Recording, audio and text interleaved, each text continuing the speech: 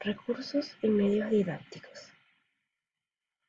A modo de introducción, cuando hablamos del concepto y el uso de recursos didácticos, debemos conocer que los mismos han evolucionado a lo largo de la historia, sobre todo con la aparición de las nuevas tecnologías, y por eso podemos identificar al recurso didáctico como cualquier material elaborado con la intención de facilitar un proceso de enseñanza-aprendizaje.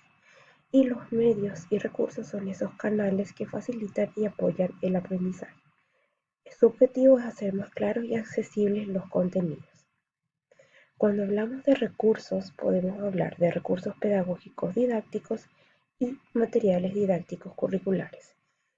Los didácticos son aquellos materiales o medios materiales de los que se dispone para conducir el aprendizaje de los estudiantes. Cuando hablamos de materiales curriculares, hablamos de materiales impresos.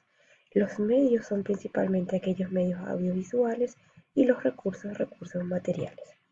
Los medios didácticos son definidos por García Aretio como aquellos apoyos de carácter técnico que facilitan de forma directa la comunicación y la transmisión del saber, encaminando al logro de un objetivo del aprendizaje. Los recursos van a abarcar a todos los demás términos. Materiales didácticos se referirían a los productos diseñados para ayudar al proceso de aprendizaje, y los medios serían los objetos o los artefactos que son utilizados para el logro de ese aprendizaje. Algunas ideas previas que son necesarias conocer.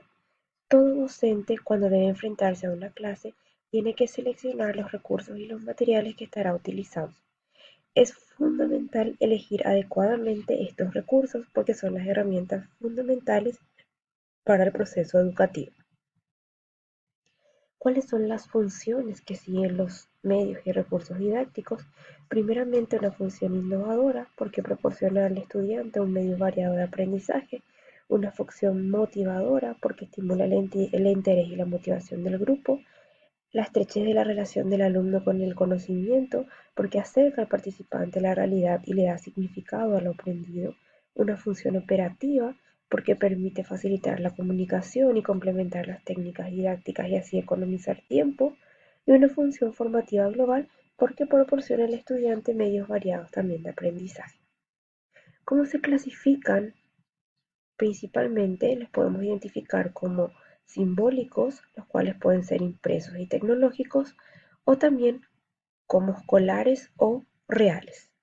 Dentro de esta clasificación, los recursos o medios reales podemos identificar a los naturales como plantas o animales, a los deportivos como un balón o una raqueta, a los artísticos como cuadros o esculturas, a instrumentos como flauta o un piano, a objetos de uso cotidiano, a instalaciones de servicio urbanas al aula o a algún objeto que acerque la realidad al estudiante.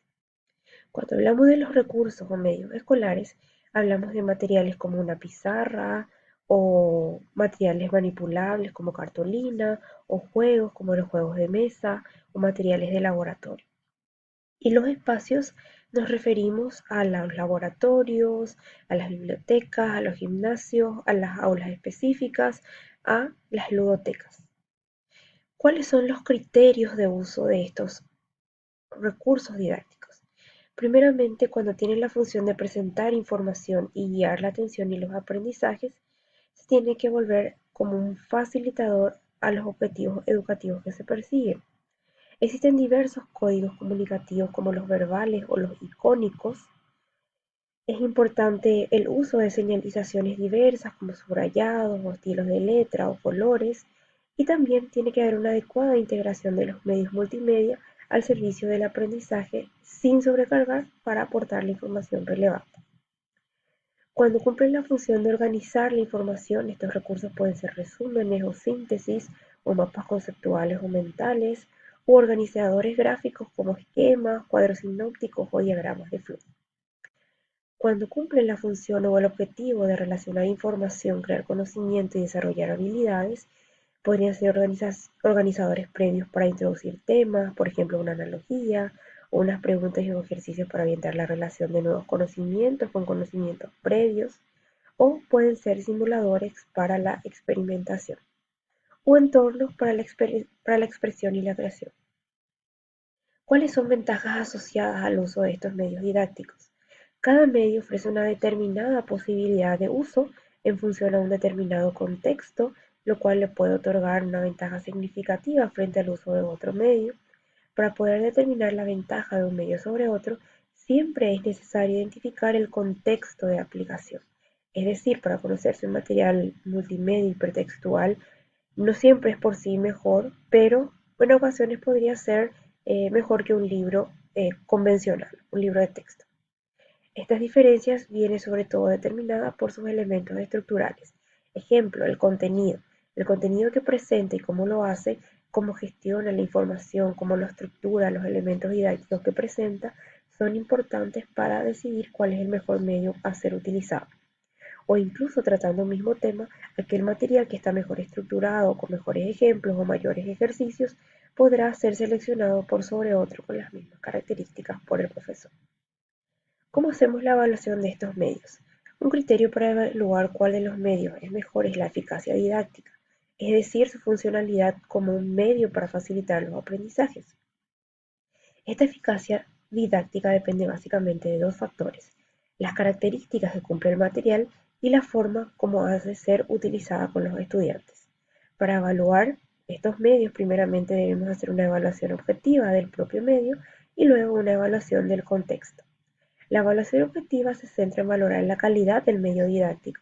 Normalmente la realiza un especialista del estudio del tema del cual se está tratando, en donde también es importante la opinión, pero sin necesidad de que intervenga el destinatario final del medio didáctico.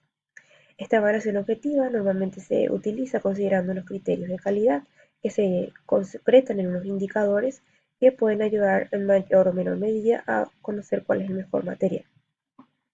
La evaluación objetiva normalmente recoge los resultados en unas plantillas que incluyen apartados como identificación del producto, la valoración de acuerdo a los indicadores, una evaluación global y en algunos casos los comentarios.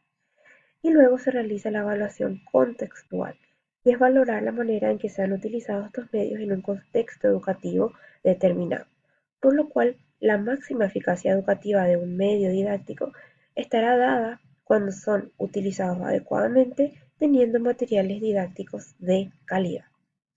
Hoy en día, el uso de las tecnologías de la información y la comunicación, conocidas como las TICs, son utilizadas como recursos didácticos.